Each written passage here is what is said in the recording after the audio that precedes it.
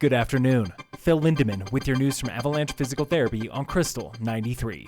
Just over 102,000 vehicles passed both sides of the Eisenhower Tunnel Friday through Sunday, like the entire population of Highlands Ranch traveling I-70. That is Colorado's 13th largest city. Traffic was 3.8% busier than last week, 37% busier than the same weekend last year, when heavy snow turned I-70 into a ghost town.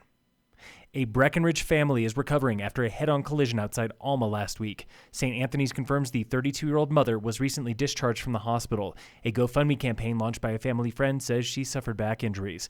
Her 5-year-old son and 10-month-old daughter are expected to fully recover. Her 3-year-old daughter is still in the ICU with a broken neck and injuries to her head, liver, and lungs. State Patrol confirms drugs, alcohol, and speed were not factors. There are no criminal charges pending for the driver of the other vehicle who suffered minor injuries.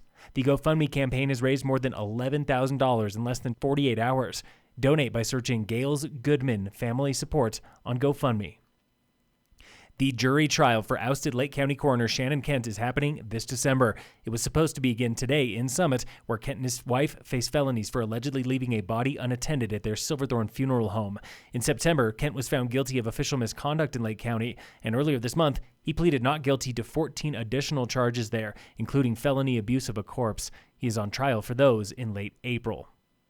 This October was completely average, atmospherically speaking. Colorado Climate Center shows statewide precipitation and temperature were middle of the road after the warmest 5-month period on record. Biggest snowfall of the season so far has been out west, 10 inches at Grand Mesa in late October. That is half as much as last year when Wolf Creek got double that in October. This year, we've had no more than 6 or 7 inches at a time in Summit, and Denver is still waiting on its first measurable snowfall, one of the latest in recent history.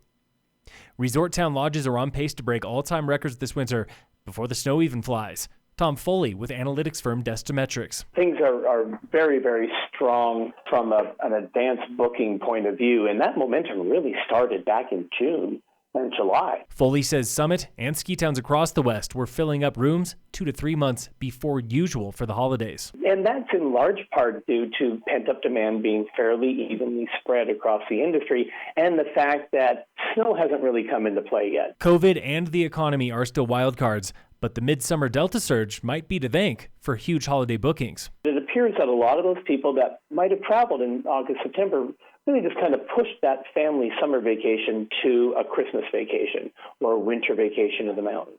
Room rates right now are trending 21% higher than 2 seasons ago, the previous record.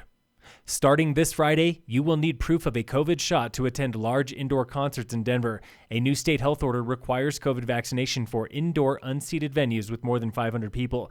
It is good for events in Denver, Jefferson, and 4 other Front Range counties, including venues like the Mission Ballroom and more. In sports, the Nuggets play the Mavericks tonight at 6. And in local sports, opening day for Summit High winter sports season is less than 2 weeks away with boys basketball November 23rd. Girls basketball comes November 30th. Hockey, wrestling, skiing, and girls swimming get going in December. Phil Lindemann with your news from Avalanche Physical Therapy on Krystal 93.